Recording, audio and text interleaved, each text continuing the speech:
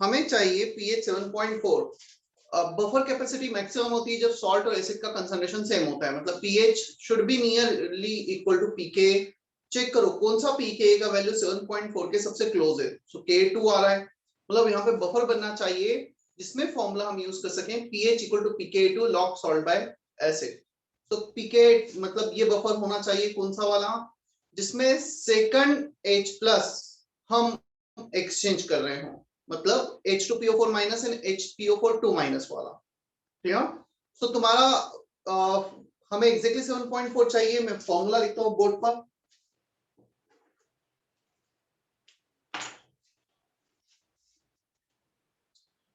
pH equal to pK2 plus log of salt, salt मतलब HPO4 2 minus upon H2PO4 minus.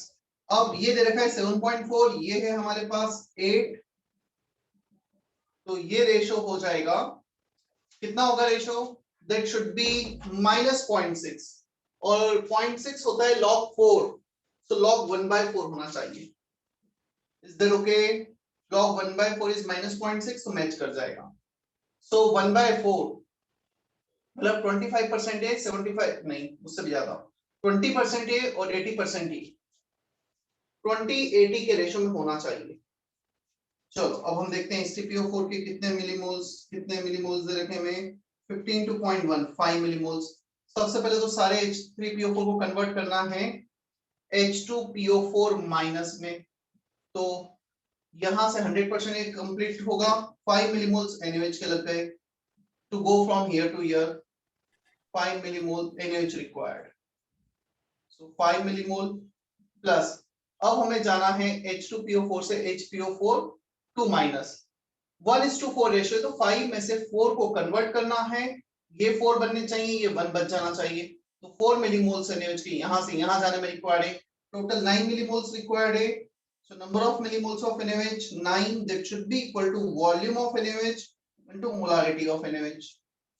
तो ये आ रहा है volume into molarity of NaOH 0.1 into 9, so B आ जाएगा 90 ml, जो एक भी ऑप्शन नहीं है। ऐसा कैसे पॉसिबल है? Different range of pH, this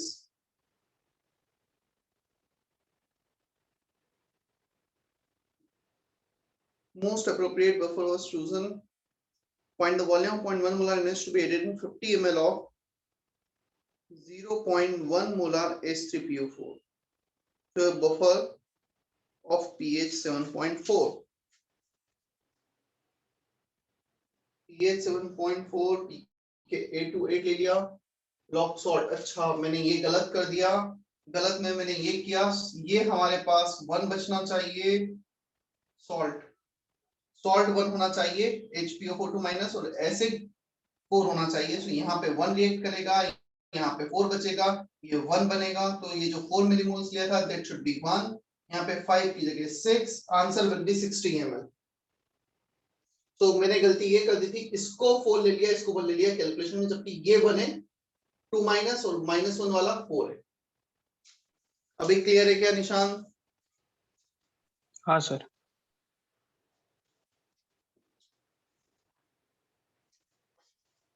इसके बाद चलो सार्थक के सिंगल करेक्ट के 1 और 5 क्वेश्चन है हमारे। Yes sir.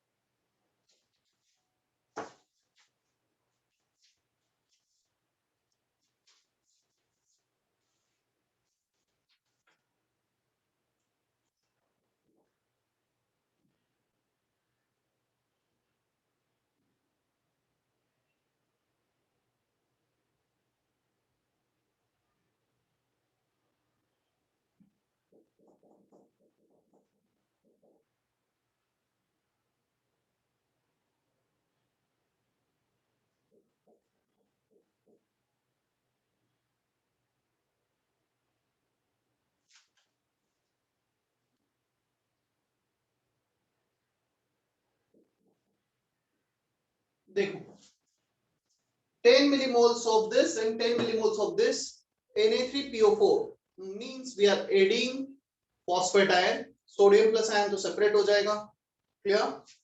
अब इन दोनों को ऐड करने पर डेफिनेटली इसके पास 3 H प्लस, इसके पास एक भी H प्लस नहीं, पहले तो ये इक्विलिब्रियम में आएंगे। सबसे पहले यहां से एक H प्लस ट्रांसफर होगा, तो ये बन गया H2PO4 माइनस, और ये बन गया HPO4 2 माइनस, एक H प्लस ट्रांसफर हो गया। ये भी 10 है, ये भी 10 है, तो 10 H प्लस यहां से 10 H प्लस ने एक्सेप्ट कर लिए। अब तुम H प्लस ट्रांसफर भी करोगे यहां से यहां पर, so both are like the similar case we get there। ये H2PO4 से HPO4 माइनस में कन्वर्ट होगा और ये H2PO4 में कन्वर्ट हो जाएगा, so there will be no exchange of H plus now। so 10 millimoles इसके, 10 millimoles इसके, और इसका pH होगा pKa2। हम सेकंड H प्लस को एक्सचेंज करेंगे buffer solution, log salt by acid, salt by acid same, answer is pKa2। Clear? Yes sir. यदि millimoles unequal होते तो फिर थोड़ा सा केस अलग भी हो सकता था। इसके बाद है fifth question, for the following amino acids pK1 pK2 pK3 are given, pH of the isoelectric point, isoelectric point मतलब जहां पे वो न्यूट्रल हो, जिस pH पर उसका मूवमेंट जीरो होगा, that means zero movement in what, electric field. So electric field में कोई मूवमेंट नहीं होगा, वो केस तब होगा when there is no charge on the molecule. अब तुमने दो H प्लस उसमें से निकाल दिए हैं, क्लियर। सो दो H प्लस निकाल दिए हैं, बचेगा सिर्फ एक H plus pK1 pK2 pK3। सो क्या आंसर होगा इसका? क्या ये एम्फोटेरिक सब्सटेंस में कन्वर्ट होगा? H प्लस एक्सेप्ट भी कर सकता है, H प्लस डोनेट भी कर सकता है। कौन सा डोनेट कर सकता है? थर्ड। कौन सा एक्सेप्ट कर सकता है? Second. So answer will be pK2 plus pK3 by 2।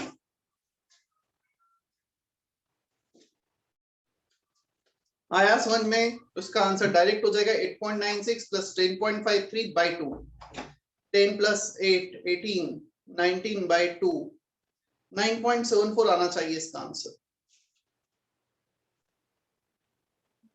Clear है sir.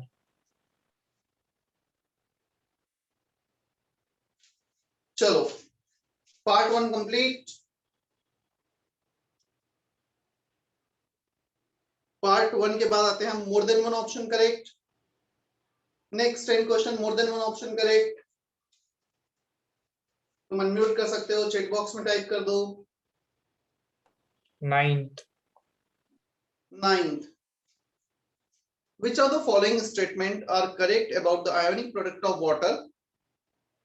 Equilibrium constant of water is greater than Kw। देखो equilibrium constant of water ये होगा H plus into OH minus upon H2 और Kw होगा, सिर्फ check कर लेना, इसका वैल्यू होता है 55.55 1000 by 18।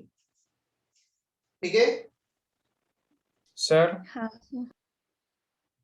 सर वो प्योर लिक्विड की वजह से हम एक्वस सॉल्यूशन में H2O को नेग्लेक्ट नहीं, मतलब वन नहीं लेंगे उसकी एक्टिव। देखो मैं वन लेने का रीजन बताता हूँ। वन लेने का जो रीजन होता है वो ये होता है, जनरली इक्विलिब्रियम कांस्टेंट में जो भी लार्ज एक्सेस में प्रेजेंट होता है उसका अमाउंट डिफरेंस क्रिएट नहीं करता है।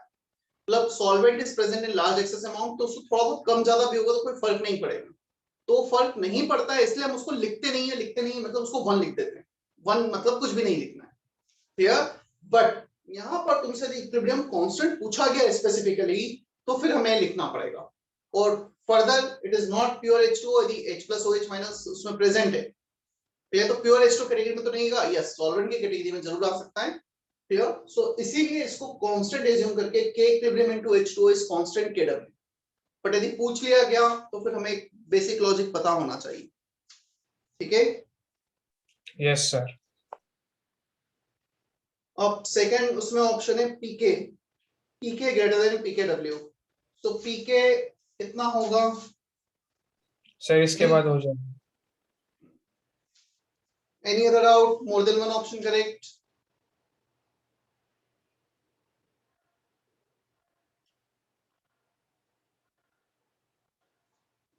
More than one option correct, किसी का कोई और डाउट नहीं है?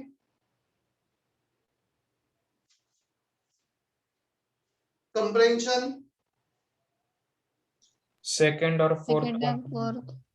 क्वेश्चन नंबर बताना ना कंप्रेंशन में।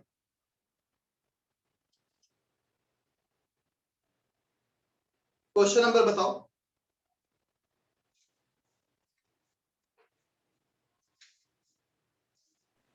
सर उसका क्वेश्चन 6 to 9 है, बस वो कैसे करना है वो बता दीजिए।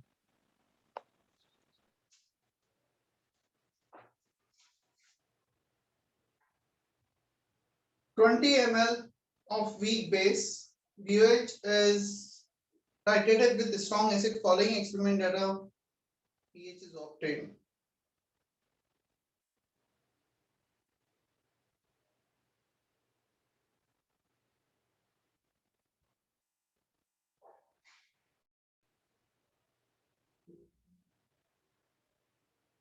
देखो हमें पहले pH 9 दे रखा है, फिर pH 8.4, फिर pH 1.7।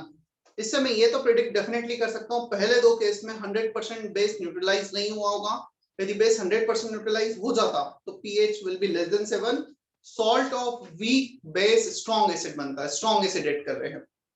पहले दो केस में कहीं ना कहीं बफर सॉल्यूशन बन रहा होगा। जो वीक बेस है BOH में, चलो स्ट्रॉन्ग एसिड HCl ले लेता हूँ, BCl प्लस H2 ये रिएक्शन होगा, इसका कुछ अमाउंट बच गया, ये कुछ बन गया। सो बेसिक बफर रहा होगा फर्स्ट टू केसेस में। और जो थर्ड केस रहा होगा या तो 100% ये बन गया होगा या फिर ये बनने के साथ साथ HCl और एक्स्ट्रा ऐड हो गया होगा, तो pH 1.7 पे आ गया होगा। क्लियर? चलो चेक करते हैं। हमें इसका दे रखा है 20 ml, इसकी मोलारिटी को हम ले लेते हैं M1। तो 20 इंटू M1 इसके नंबर ऑफ मिलीमोल्स हो गए। जब तुमने 10 ml एसिड ऐड किया है, एसिड का भी हमें कंसंट्रेशन नहीं दिया है ना, 10 ml इसका ऐड किया फर्स्ट केस, इसको मैं ले लेता हूं M2, इसका 16 ml ऐड किया M2, 30 ml ऐड किया M2। तो फर्स्ट केस में बफर बनेगा POH 5, POH equal to PKB, PKB भी नहीं दिया है हमें क्वेश्चन में, प्लस लॉग ऑफ सॉल्ट। अब सॉल्ट कितना बनेगा, ये लिमिटिंग रिएजेंट है, so volume into molarity 10 into M2, ये तो बन गया तुम्हारा सॉल्ट। एसिड की बेस कितना बच गया, पहले था 20 M1, उसमें से 10 M2 रिएक्ट कर गया, तो इतना तुम्हारा बेस बच चुका है। सॉल्ट बना, ये limiting agent, volume into molarity, जितने भी इसके मोल्स लोगे उतना सॉल्ट बना। इसके कितने बच गए, इसके moles 20 M1 minus reacted 10 M2। क्या ये क्लियर है? Yes sir. सेकंड POH हमें दे रखा है 5.14 माइनस 8.4 कितना होगा, 5.6 right. PKB plus similar manner log of salt, salt बनेगा अब 16 M2 और बेस बच जाएगा इतना। सो दो इक्वेशन अभी हमारे पास आ रही है, इन दोनों को साइमल्टेनियसली सॉल्व करते हैं। माइनस का तो equation 2 minus equation 1, 5.6 minus 5 0.6, PKB cancel हो गया, so log of 16 M2 upon 20 M1 minus 16 M2, minus करोगे तो ये न्यूमरेटर डिनोमिनेटर में आ जाएगा, 20 M1 minus 10 M2 upon 10 M2, ये M2 कैंसिल। क्लियर? चलो log of something is 0.6, log 4 होता है 0.6, इसका मतलब ये 4 है, पूरा जो ब्रैकेट के अंदर है 4 से इक्वेट कर दो। Clear? 16 times of 20 M1 minus 10 M2, 10 times of 20 M1 minus 16 M2,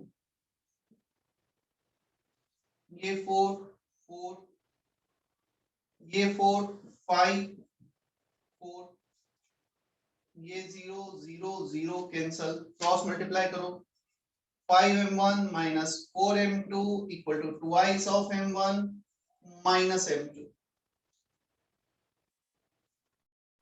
So m1 3m1 equal to 3m2, मतलब m1 m2 इक्वल आ रहा है। m1 इक्वल टू m2 इतना आ रहा है हमारे पास। अब एक काम करते हैं, पहले तो पीके भी निकाल लेते हैं। m1 को m2 के इक्वल रख दो, तो m1 m2 इक्वल आ रहा है। ये m सब कैंसिल, 10/10 log 1 0, पीके भी आ गया 5। क्या पहला केस क्लियर है? पीके भी 5 जो आ रहा है। Yes sir. हाँ सर। अब इसमें क्या क्या कैलकुलेट करना है? Concentration of acid m1 m2 निकालना है, pH at the point of equivalence. ठीक है, अभी हमारा पीके भी आया है सबसे पहले। तो अब हमें निकालना है कंसंट्रेशन। थर्ड केस का यूज करते हैं हम। थर्ड केस pH दे रखा है 1.7। देखो थर्ड केस में m1 m2 इक्वल है, तो 20 ml और इसका 20 ml 100% यूटिलाइज होंगे। इसका 10 ml एक्स्ट्रा ऐड कर दिया है हमने 30 ml के केस में। सो 30 इंटू 30 माइनस 20, 20 तो रिएक्ट कर गया, बच गया 10। तो स्ट्रॉन्ग एसिड कितना बच गया? माइनस लॉग ऑफ 10m2 और m1 m2 सेम ही है। सो इतना एसिड के मिलीमोल्स बच गए, वॉल्यूम इनटू मोलारिटी। क्लियर? अब इतने मिलीमोल्स हमारे पास बच गए हैं एसिड के upon total volume minus log of C. So total volume 30 plus 20 50 ml। यहां से हम m2 निकालते हैं। सो m2 निकाल लेना, m1 m2 आ गए, फिर जो भी तुम्हें चाहिए सब आ जाएगा। कर पाओगे इसके आगे? हाँ सर, हाँ हो सर। जाएगा। और कौन सा है क्वेश्चन? Fourth comprehension 13 14 15।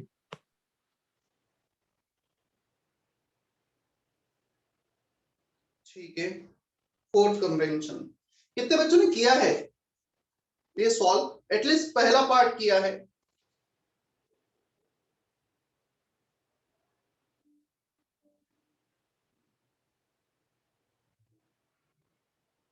ठीक है, 23 में से 8 स्टूडेंट, 9 स्टूडेंट।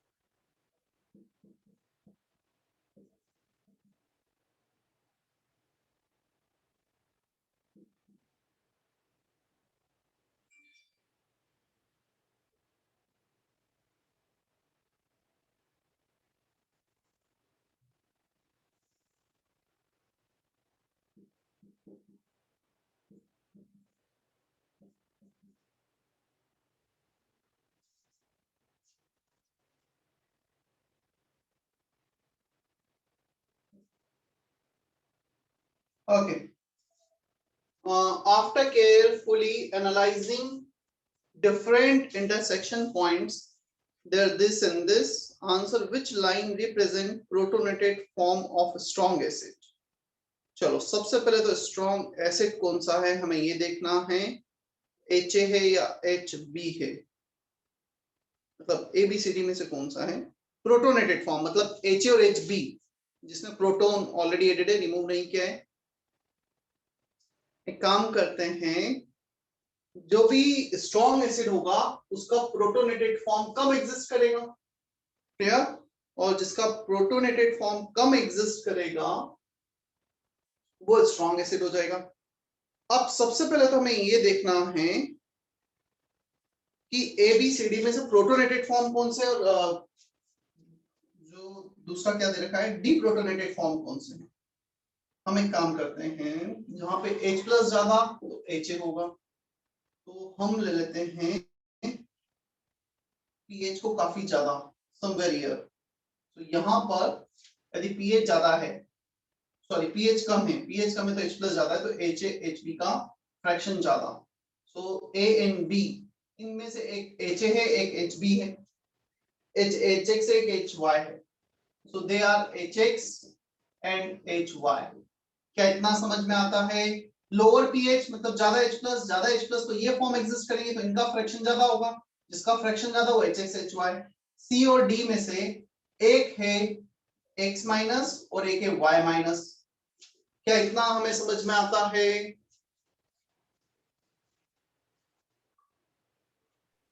सर Greater नहीं, the H+, more the fraction of this, greater the H+, lesser the pH, lower pH पे जिसका फ्रैक्शन ज्यादा वो होंगे प्रोटोनेटेड फॉर्म। ठीक? अब सेकंड हम यहाँ पे ये देखते हैं, डेफिनेटली फ्रैक्शन का एडिशन तो 1 होना है। यदि इसका फ्रैक्शन ज्यादा है तो इसका जो डीप्रोटोनेटेड फॉर्म होगा उसका फ्रैक्शन कम। सो BD एक कॉम्बिनेशन बनेगा और एक AC एक कॉम्बिनेशन बनेगा, क्योंकि यहाँ पे एडिशन 1, यहाँ पर एडिशन 1। क्लियर? सो ये हमें समझ में आता है, AC एक कॉम्बिनेशन है, BD एक कॉम्बिनेशन है। अब स्ट्रॉन्ग एसिड कौन सा है? जिसमें HA कम और A- ज्यादा। गिवन पीएच पर, गिवन H+ पर, जो भी हमें फाइनल पीएच दे रखा है सॉल्यूशन का, जो ज्यादा स्ट्रॉन्ग एसिड है वो फॉरवर्ड शिफ्ट होगा, जिसका HA कम। तो HA कम मतलब A वाला स्ट्रॉन्ग एसिड हो गया, AC हो गया स्ट्रॉन्ग एसिड का फॉर्म, और BD हो गया वीक एसिड का फॉर्म। क्या इतना हमें समझ में आता है? Yes sir. आफ्टर कैरीफुल, पहले का आंसर क्या हो जाएगा? Protonated form of strong acid A। First part 13 का answer A। Two lines pair which can represent fraction of protonated and deprotonated form of same acid. So इसका आंसर हो गया A, C and BD. So C option is correct. D option is also correct. दो answer दे रखें क्या 14 के? हाँ sir. C and D. Ratio of K for strong acid and weak acid. So Ka निकालना है हमें। देखो Ka होता है H+ into A- upon HA। अब एक काम करते हैं, H+ दोनों के लिए सेम ले लेते हैं, मतलब सेम वैल्यू पीएच का ले लेते हैं हम दोनों के लिए। सो ये वैल्यू ले लेते हैं हम सेम वाला, ये जो बीच वाली लाइन है, इस पे पीएच दोनों का 6 मतलब H+6। अब हमें रेशियो चाहिए A- और इसका, तो वहां पर अब थोड़ा सा ऑब्जर्वेशन बेस्ड ही चला जाएगा वो एक्चुअली, या फिर ऐसा कर सकते हैं, वैल्यू बहुत ज्यादा स्पेसिफिक नहीं पता चल रही है। मैं एक हॉरिजॉन्टल लाइन ले लेता हूँ, ये वाली, ये दोनों पॉइंट्स ऑलमोस्ट सेम दे रखे ना, ये वाला पॉइंट और ये वाला पॉइंट सेम हॉरिजॉन्टल लेवल, मतलब fraction same, A- HA cancel हो जाएगा, दोनों का फ्रैक्शन सेम है 0.5 0.5, तो ये कैंसिल। अब H+ का रेशियो आ जाएगा। सो AC पे H+ 10 to the power -5, pH is roughly 5, और BD का H+ 10 to the power -7। So Ka का value 10 to the power -7, 10 to the power -5, 100 के आसपास आ जाएगा। बट वो डायग्राम थोड़ा और स्पेसिफिक ड्रॉ किया होना चाहिए, जो IIT में आएगा तो दिया होगा, आंसर 100 होगा उसका। क्लियर है 15 का? Yes sir. रफली ये 5 और ये वाला वैल्यू 7। सो 5 7 pH मतलब H+ 10 to the power -5, H+ 10 to the power -7। चलो कंप्रेंशन कंप्लीट।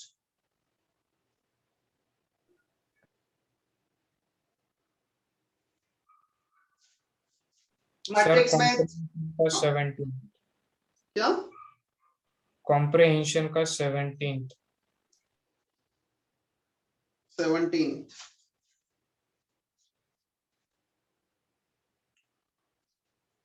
KSP दे रखे में कंप्रेंशन 5 में Cl- Br- in the previous problem, मतलब वो तो फिर पूरा देखना ही पड़ेगा। 2 minute.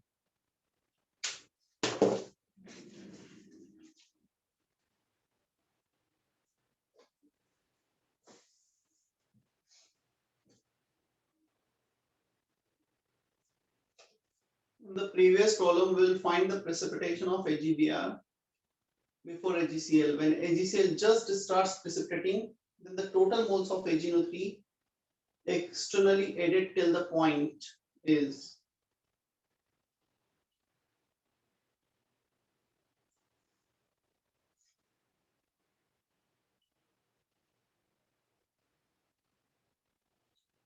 Ksp for AgCl is given, Ksp for AgBr is given, 1 liter solution Cl minus Br minus. Ag plus is externally added, initially entire Ag plus is added, remains in the solution.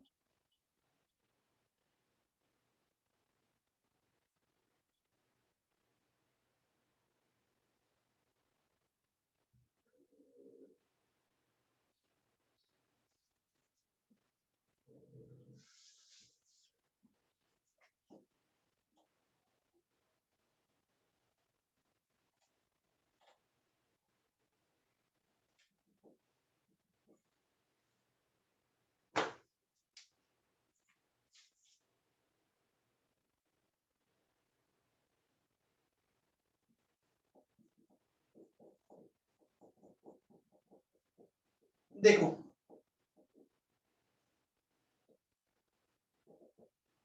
हमें दोनों के Ksp दे रखे हैं, दोनों initially solution में Cl minus और Br minus present है, both have same concentration 10 to the power minus 2 and 10 to the power minus 2 initial concentration. अब इसमें Ag प्लस ऐड करना स्टार्ट करते हैं।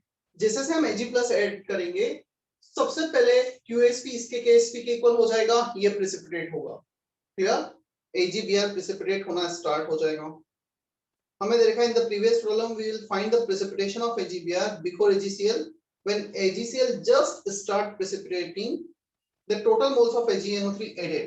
ओके, जब हम पहले Ag plus ऐड करेंगे, Ag plus can react with Br minus to give AgBr, ये रिएक्शन होता रहेगा, Br minus धीरे धीरे कम होता रहेगा, क्लियर? जैसे हम Ag plus ऐड करते रहेंगे, रिएक्शन फॉरवर्ड शिफ्ट होता चला जाएगा। अब देखना, एक पॉइंट ऑफ टाइम ऐसा आएगा, हमने Ag प्लस ऐड करते करते ये कम हो रहा है, ये बढ़ेगा, इतना बढ़ जाएगा कि इन दोनों का प्रोडक्ट इसके इक्वल आ जाए। सो वो पॉइंट जब AgCl प्रेसिपिटेट होना स्टार्ट होगा, क्लियर? उस टाइम पे Cl माइनस तो फिक्स है, Ag प्लस का कंसंट्रेशन होगा when it starts precipitating 10 to the power minus 5 upon concentration of Cl minus which is 10 to the power minus 2। तो जब ये प्रेसिपिटेट होना स्टार्ट होगा, Ag प्लस इतना रहा होगा एक्वस फॉर्म में, क्लियर?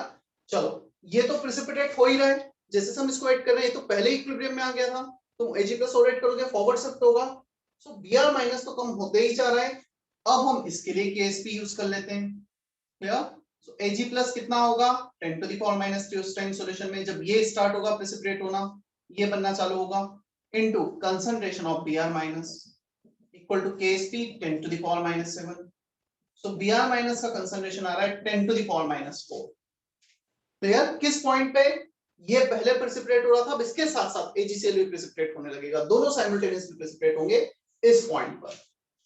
हमें पूछा गया है कितना AgNO3 ऐड कर दिया गया है। चलो, Br माइनस इनिशियल कितना था 0.01 था इनिशियली, अभी कितना बचा है 0.0001, मतलब 0.01 में से इतना बचा है, तो कितना रिएक्ट कर गया है, इनिशियल माइनस फाइनली प्रेजेंट, तो ये आएगा हमारे पास 0.0099।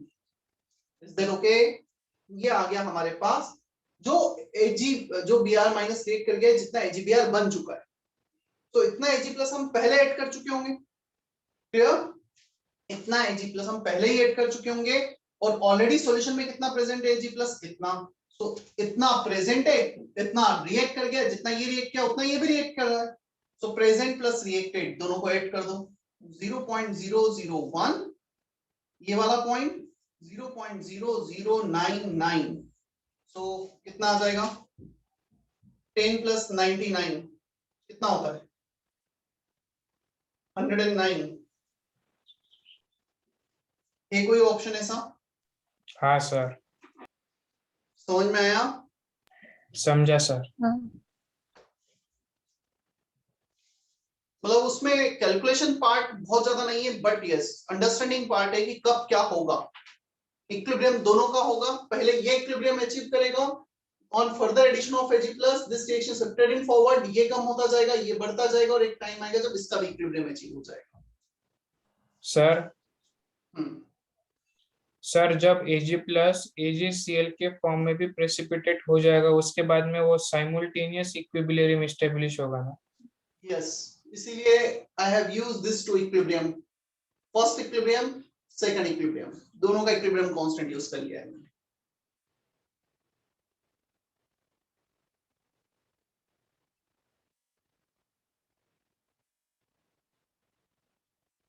Complete comprehension type.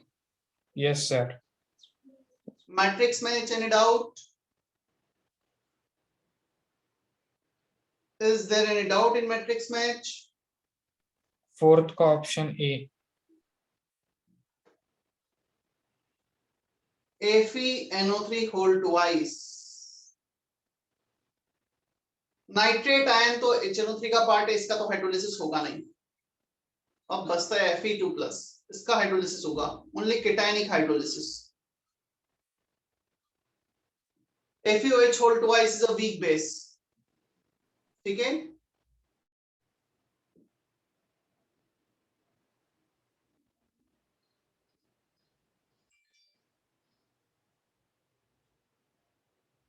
क्या क्लियर है? Fourth yes sir. कंप्लीट इतना।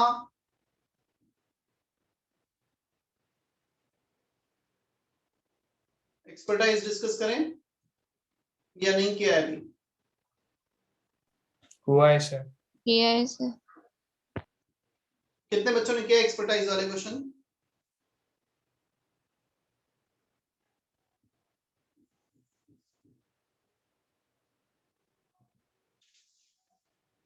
दो बच्चों ने, ठीक है। मैं थोड़ा सा और टाइम ले लेता हूँ, यदि किसी की श्रद्धा भक्ति होगी, कोई करने का मूड होगा तो अच्छी बात है, नहीं तो फिर यदि दो ही बच्चे करते हैं तो तुम दोनों के डाउट्स को मैं अलग से ले लूंगा, ठीक है। इसी वीक में मुझे बस याद दिला देना। नेक्स्ट लेक्चर कब है वैसे हमारा? कल है सर। कल ही है, तो कल तक कर लेते हैं तो अच्छी बात है, नहीं तो फिर तुम्हारे डाउट्स मैं अलग से ले लूंगा। चलो, कल तक का और टाइम दिया एक्सपर्टाइज के लिए। और अगेन ये मैं बीच में सिलेबस रोक कर थोड़ा से पुराने चैप्टर्स के हमने कुछ क्वेश्चंस प्रैक्टिस किए, कुछ रिवीजन हुआ, ताकि लास्ट में हमें एकदम से प्रेशर ना आए, एकदम से हमें ये फील ना हो कि बहुत सारा कुछ बहुत पेंडिंग पड़ा है। कौन कौन से चैप्टर किए वैसे भी हमने रिवीजन में? Thermo ionic thermodynamics, gaseous and आयनिक, और केमिकल इक्विलिब्रियम। और केमिकल इक्विलिब्रियम। केमिकल इक्विलिब्रियम कहाँ से किया? वो Discussion नहीं हुआ? एडवांस बैच के साथ। एडवांस वालों के साथ।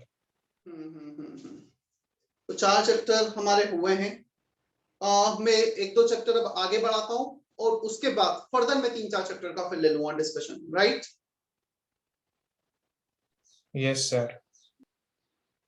बट अगेन तुम अपने एंड से करते चलो, क्योंकि मैंने 2 वीक का, ऑलमोस्ट 15 दिन का हॉल्ट लिया है एक नया टॉपिक स्टार्ट करने में। तो 15 दिन से मेरे पार्ट पे तुम्हें सिर्फ रिवीजन ही करने थे, कुछ क्वेश्चंस ही प्रैक्टिस करने थे। और यदि तुम्हें एडवांस क्वालिफाई करना है तो ये बहुत जरूरी है, सारी चीजें जिस लेवल के हम ये क्वेश्चंस कर रहे हैं। और इसमें भी ऐसा कोई जरूरी नहीं कि तुमने प्रैक्टिस कर ली तो चलो तो एडवांस के सारे क्वेश्चन बन ही जाएंगे, मतलब एडवांस में पता नहीं चलता है काफी बार कि क्या है क्या नहीं। बट ये पक्की बात है, यदि हमने बहुत अच्छे लेवल की प्रैक्टिस नहीं की तो फिर शायद वहां पर हमारा कुछ भी नहीं होगा। बहुत अच्छे लेवल की प्रैक्टिस की तो चलो शायद हमें कुछ बन जाएगा फिर। 100% तो खैर टारगेट हमें तो रखना ही है कि हम तो सब कुछ करके आए, बट स्टिल रियलिटी जो है वो है, ऐसा ही होता है एडवांस में। ओके, क्या करना है हमें? कुछ बोला था मैंने लास्ट लेक्चर में, क्या स्टार्ट करें? सर इक्विवेलेंट कॉन्सेप्ट स्टार्ट हो गया था। अच्छा, स्टार्ट भी कर दिया था क्या मैंने? अच्छी बात है। तो इक्विवेलेंट कॉन्सेप्ट टाइट्रेशन याद आया मुझे, एक चैप्टर हमने बीच का उठा के स्टार्ट किया था।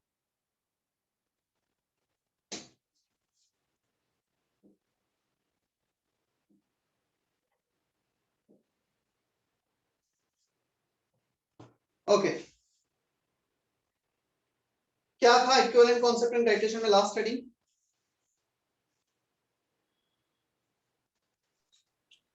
एन फैक्टर कैलकुलेट करना था।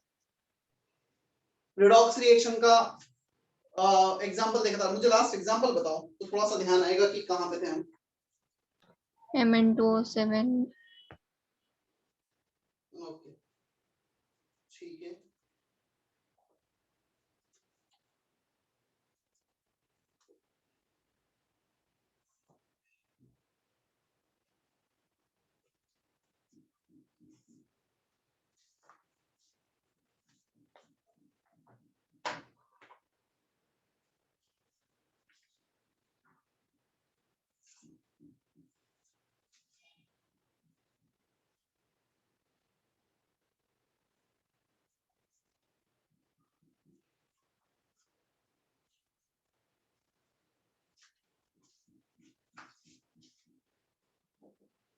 Law of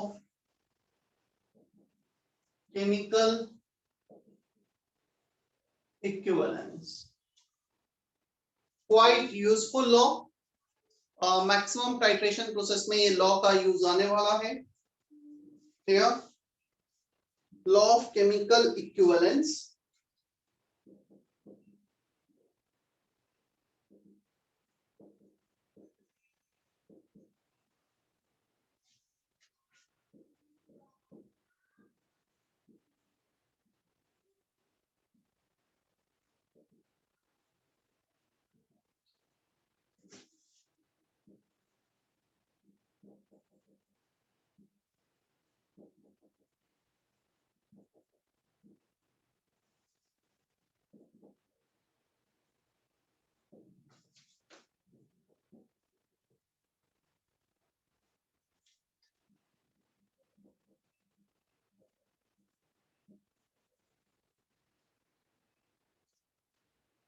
According to this law, number of gram equivalent of each reactant reacted and each product produced are always equal.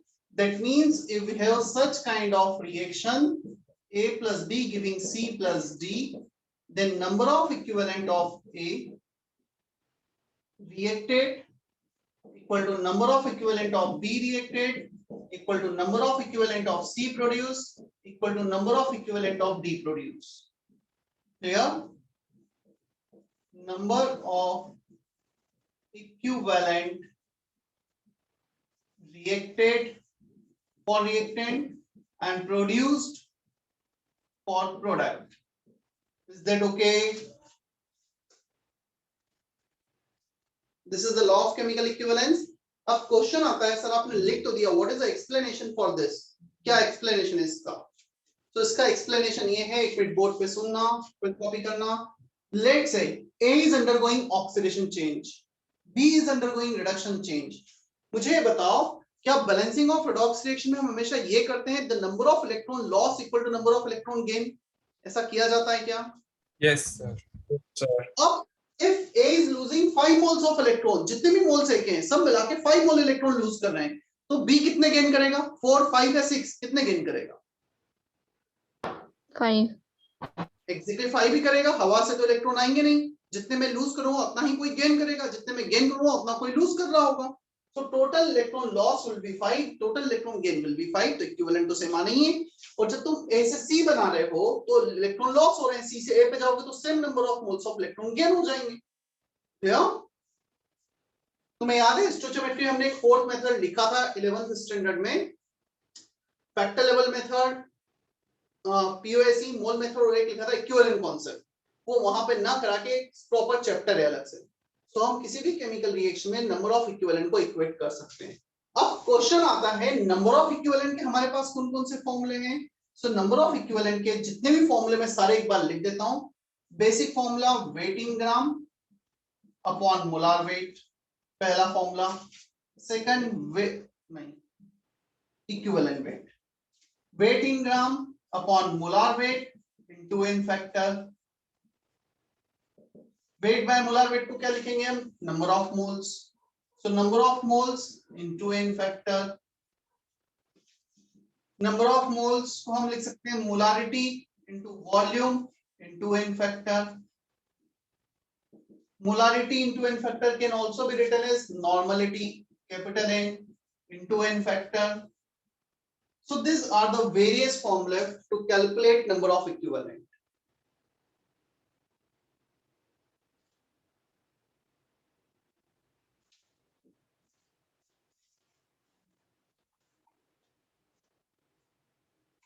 Sir वो नॉर्मेलिटी इनटू वॉल्यूम होगा ना?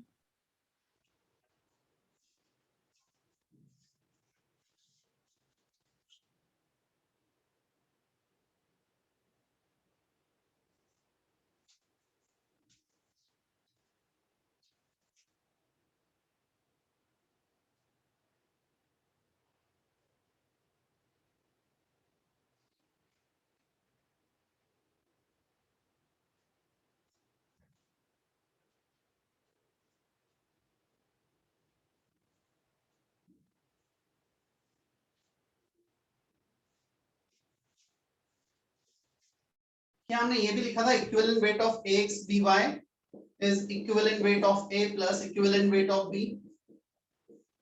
शायद ये हमने यूज भी किया है इलेक्ट्रोकेमिस्ट्री में, राइट?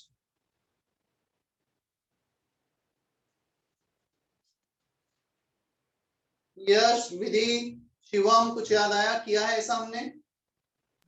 Yes, sir.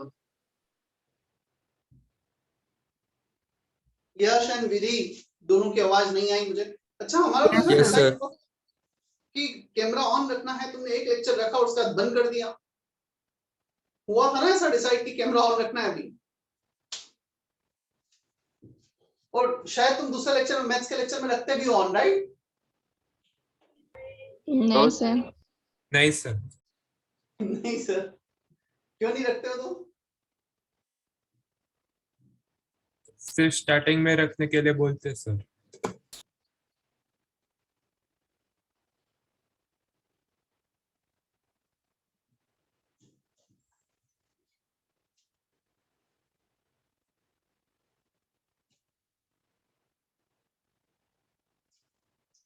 चलो अब इस पे कैसे क्वेश्चंस फ्रेम होते हैं ये भी देख लेते हैं हम, और कैसे किसी भी टफ क्वेश्चन को बहुत इजी वे में किया जा सकता है लॉ ऑफ केमिकल इक्विवेलेंस से।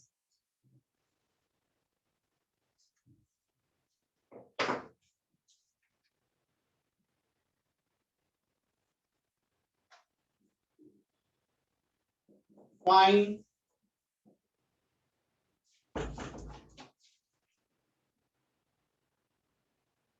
equivalent weight of a metal if 3 gram of metal oxide gives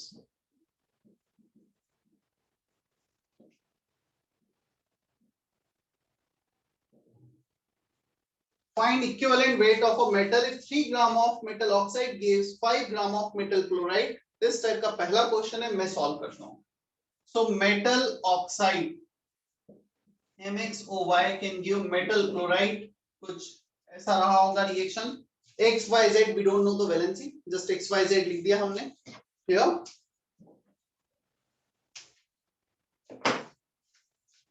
मुझे इतना पता है, number of equivalent of metal oxide must be equal to number of equivalent of metal chloride, yeah, according to law of chemical equivalence। इसके number of equivalent कितने होंगे? Wait दे रखा है 3 ग्राम upon equivalent weight of metal oxide. So metal का E, oxygen का 8। Oxygen का 8 समझ में आता है कैसे होगा? ऑक्साइड O2 माइनस, एक सिंगल एटम पे -2 चार्ज, तो इसका n फैक्टर 2 हो गया। अब n फैक्टर 2 है तो इसका atomic mass 16 upon 2, 8 is equal to number of equivalent of this, so weight of metal chloride 5 gram upon equivalent weight। इसका इक्विवेलेंट वेट E जो यहाँ पे भी था, यहाँ पे भी सेम ही होगा, सेम वैलेंसी। क्लोरीन का इक्विवेलेंट वेट होता है 35.5 Cl माइनस, सो क्लोराइड में क्लोरीन -1 में valency is 1, n factor is 1, atomic mass by 1, cross multiply करो और इनके लिए सॉल्व कर लो। तो तुम देखोगे कि इसको तुम मोल कॉन्सेप्ट से करने जाते, बैलेंस करते, वैलेंसी कुछ एज्यूम करते और फिर बड़ा सा एक कैलकुलेशन होता, एक सिंगल स्टेप में आंसर आ रहा है लॉ ऑफ केमिकल इक्विवेलेंस से। सो जहां पे भी रिडॉक्स चेंजेस होते हैं ना, तो ये even not a redox change, ये एक ऐसा मेथड है जो क्वेश्चंस को बहुत इजी वे में कर लेते हैं हम इससे। वो पता है जो बैलेंसिंग तुमने 11 में पढ़ी है, मैं लॉ ऑफ केमिकल इक्विवेलेंस से बैलेंसिंग को मतलब बिना कुछ सॉल्व OH RH लिखे डायरेक्टली बता दूंगा आंसर की क्या है। तो काफी मतलब अप्रोप्रिएट मेथड होता है, काफी शॉर्ट मेथड होता है।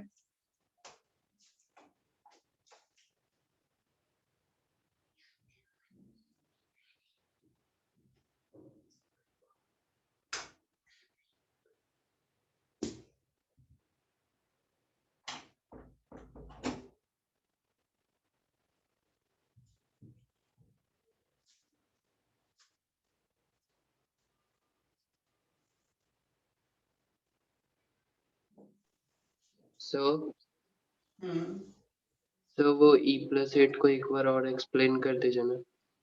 E+8 equivalent of this MxOy, equivalent weight of metal plus equivalent weight of oxide. So इसका equivalent weight atomic mass 16, n factor 2, और इसका ही तो कैलकुलेट ही करना है मेटल का। क्लियर है सर।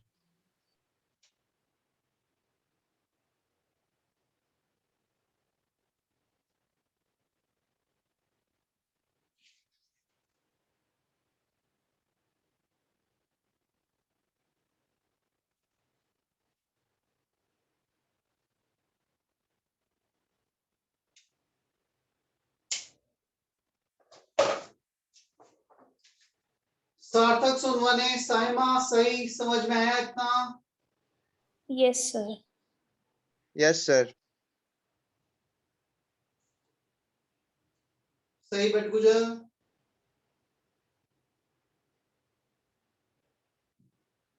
प्रथमेश, प्रणव, पार्थ?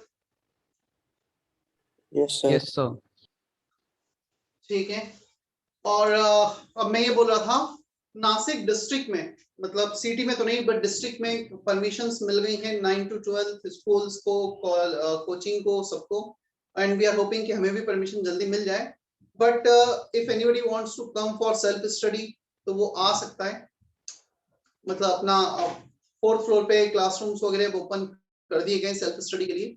तो अपना थोड़ा सा सोशल डिस्टेंसिंग मेंटेन करके और अपना सेफ्टी प्रिकॉशन लेकर मास्क वगैरह पहन के तुम बैठ सकते हो, कोई इशू नहीं है। If you want to come for 1 2 3 4 5 6 days जितना तुम्हें लगता है। ऑफिस ओपन रहता है 9:30 to 6:30, उसके बीच में तुम आ सकते हो। ठीक है। अगेन अभी ऑफिशियली नहीं आया है बट ठीक है, वो अभी थोड़ा बहुत यदि तुम आओगे तो इतना कुछ इशू नहीं है। मैं स्क्रीन शेयर कर रहा हूं, मुझे कुछ कॉम्प्लिकेटेड केस बताने हैं एन फैक्टर कैलकुलेशन के। बोर्ड पे जो था कॉपी कर लिया ना सभी ने? Yes sir. Yes sir.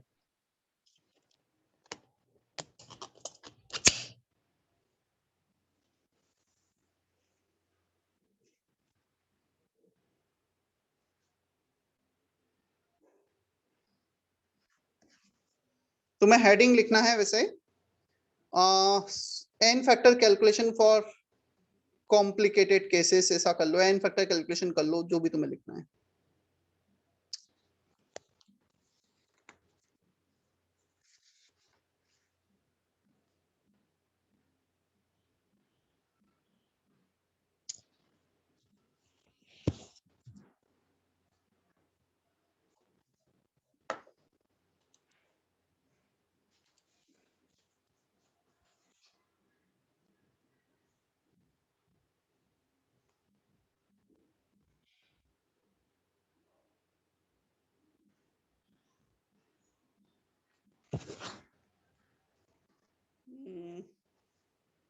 Picture वापस लेनी पड़ेगी मुझे।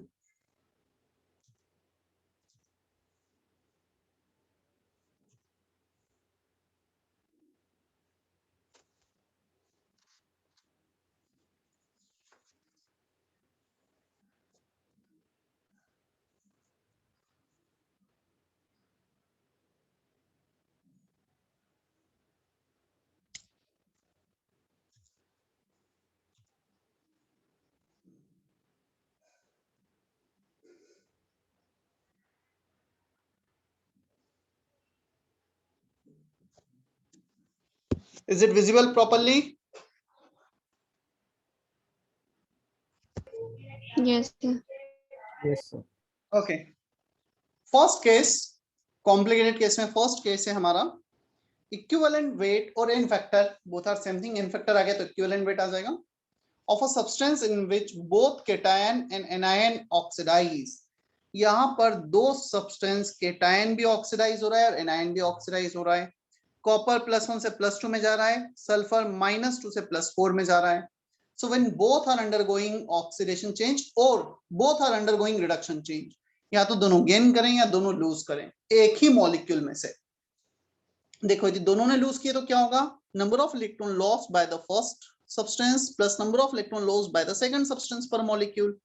कॉपर ने 2 इलेक्ट्रॉन लूज किए, +1 से +2 में गया, 1 copper 1 electron, 2 copper 2 electron. Sulphur -2 से +4 में जाएगा तो 6 इलेक्ट्रॉन लूज करेगा। So total electron lost by all the atoms per molecule will be 2 into 1 plus 6 equal to 8. Even ऐसा एग्जांपल हमने क्लास में किया था क्या ऐसा एग्जांपल एक? Yes, sir. तो ये फर्स्ट कॉम्प्लिकेटेड केस हुआ। सेकंड कॉम्प्लिकेटेड केस देखते हैं अब हम। 2 मिनट कॉपी मत करना, पहले रुक जाना, मैं टाइम दूंगा ना फिर वो।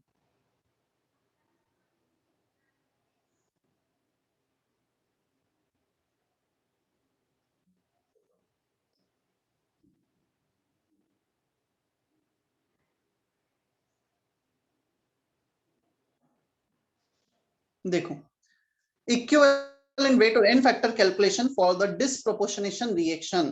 Disproportionation reaction in which atoms from the same element undergoes both oxidation as well as reduction change. Clear? दोनों ही ऑक्सीडाइज रेड्यूस, मतलब एक ही सब्सटेंस एक ही एलिमेंट के एटम्स ऑक्सीडाइज भी होंगे और रेड्यूस भी होंगे। सो ए ऑक्सीडाइज होगा, यहां पर ए के लिए आ गया हमारे पास n1 इलेक्ट्रॉन लूज किए ड्यूरिंग ऑक्सीडेशन चेंज और x बन गया। ए ने n2 इलेक्ट्रॉन गेन किए और y बन गया। मतलब ऑक्सीडेशन चेंज में ये इसका n फैक्टर n1 है और रिडक्शन चेंज के लिए n factor n2। So overall n factor हो जाएगा n1 n2 upon n1 plus n2। यदि हमने लेफ्ट साइड 1/n फैक्टर किया तो राइट साइड ये आ जाएगा। क्लियर? अब इसका एग्जाम्पल यहाँ पे लिया गया है, यहाँ पे जो एग्जाम्पल लिया गया है Br2 देखना तुम। क्या Br2 के केस में ऐसा हो रहा है, ये Br 0 से -1 में रिड्यूस हो रहा है और Br 0 से +5 में ऑक्सीडाइज भी हो रहा है, ऐसा कुछ हो रहा है क्या? Yes no sir. बोलो।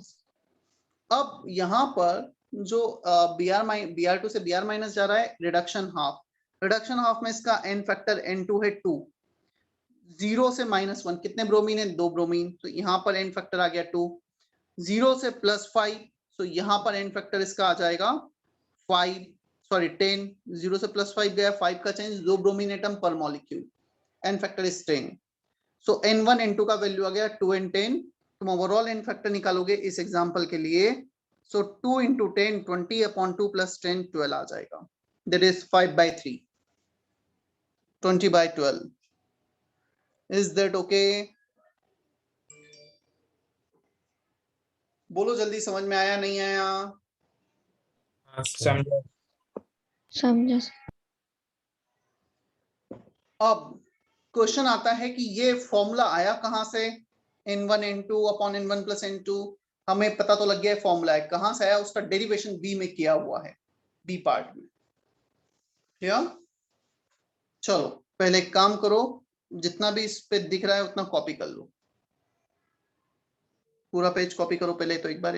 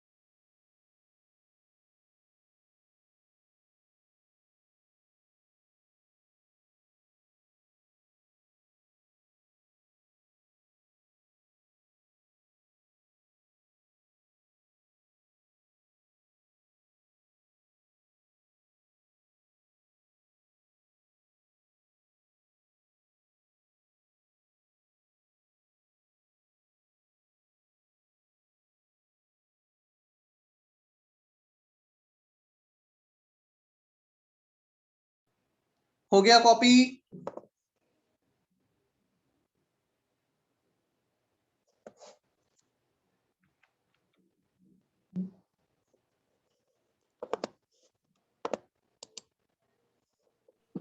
Done sir. देखो इसमें जो लास्ट में दे रखा है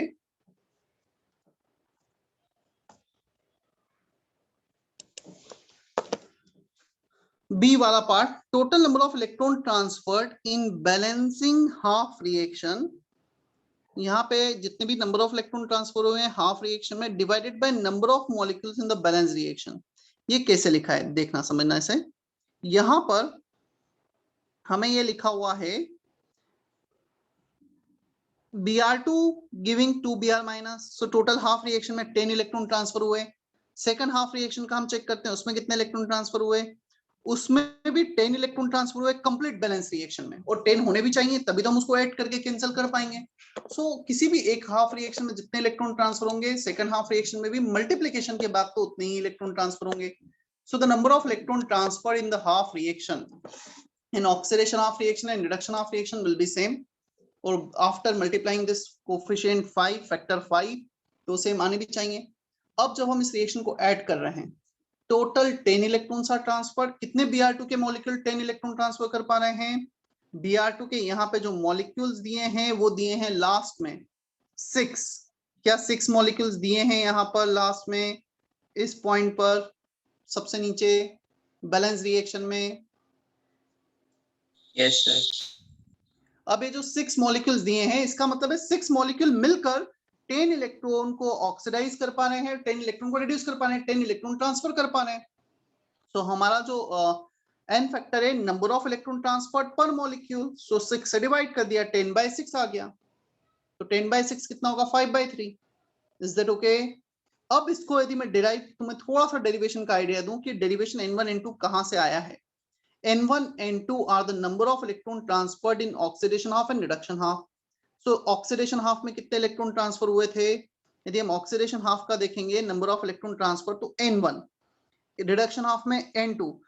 क्या हमने 5 का ऊपर और 1 का नीचे मल्टीप्लाई किया, ऐसा कुछ किया है क्या, 2 और 5 ऐसा कुछ मल्टीप्लाई कर दिया है, मतलब N1 into N2 total number of electron transferred, और N1 मॉलिक्यूल्स ऑक्सीडेशन हाफ में लगे, N2 मॉलिक्यूल्स रिडक्शन हाफ में लगे। चलो इसको मैं थोड़ा सा बोर्ड पे बताता हूं तो तुम्हें समझ में आएगा कि कैसे डेरिवेशन आया है।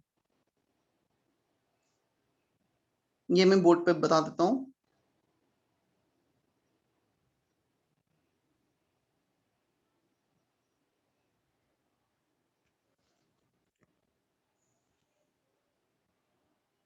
हम इतना और कॉपी कर लें पहले एक बार, ये पूरा पेज भी कॉपी कर लो फिर मैं बोर्ड पे बता देता हूं ताकि स्क्रीन शेयरिंग ऑप्शन मतलब वो मैं हटा ही दूं फिर।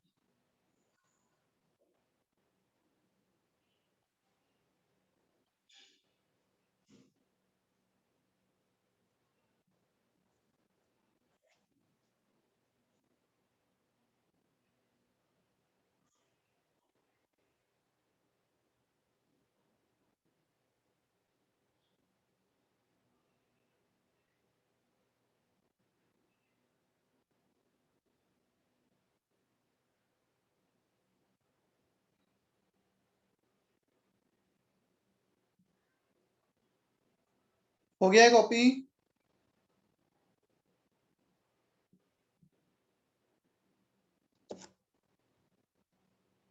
कॉपी कर लिया है? यस हाँ सर। सर।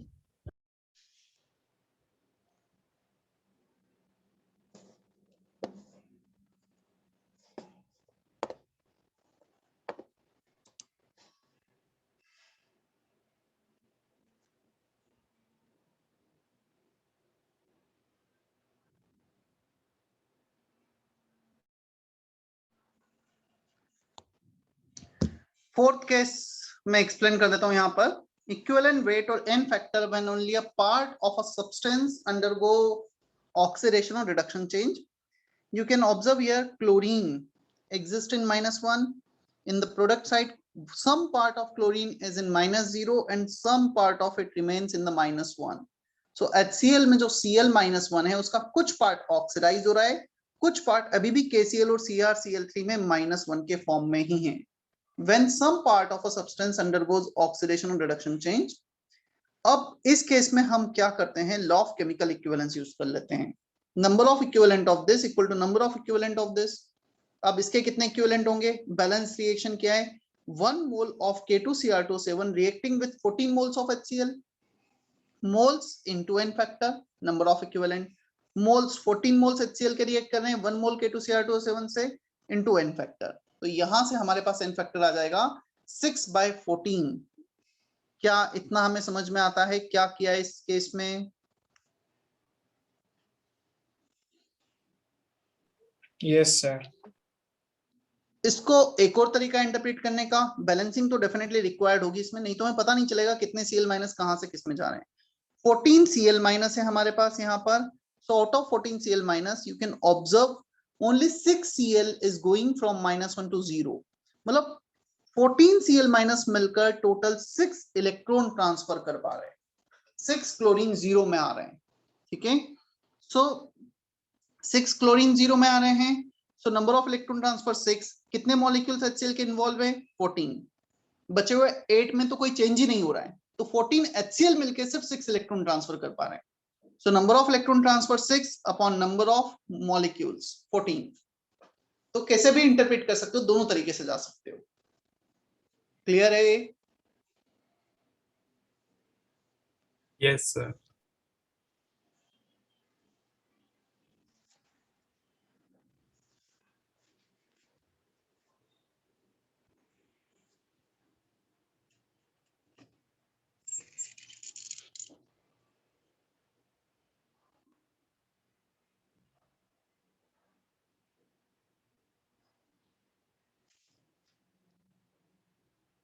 ओके, अब मुझे ये एक्सप्लेनेशन देना है, वो n1 n2 कैसे क्या आया था, n factor for disproportionation reaction.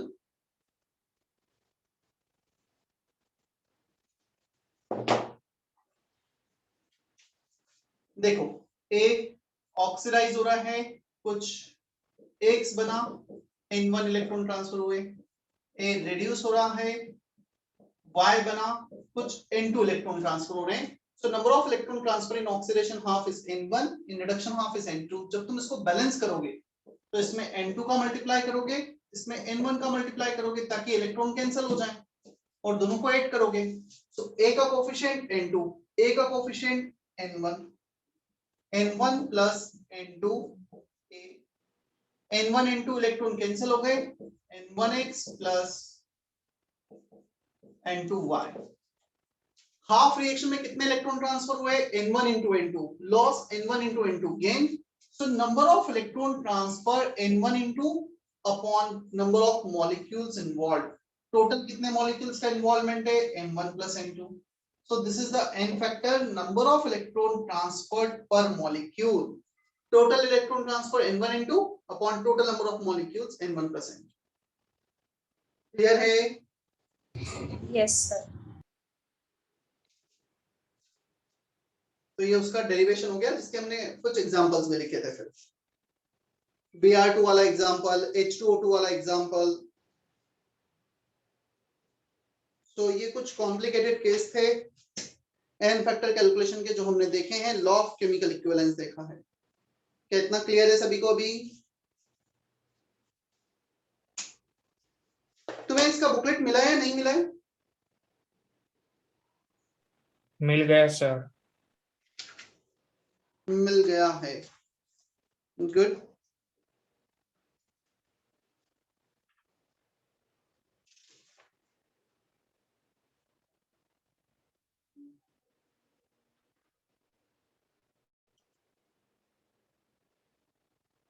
Section A and section B, exercise 1 part 1 part 2। Section A and section B, बहुत ज्यादा क्वेश्चंस नहीं है, कल इतना कर लेना, ठीक है?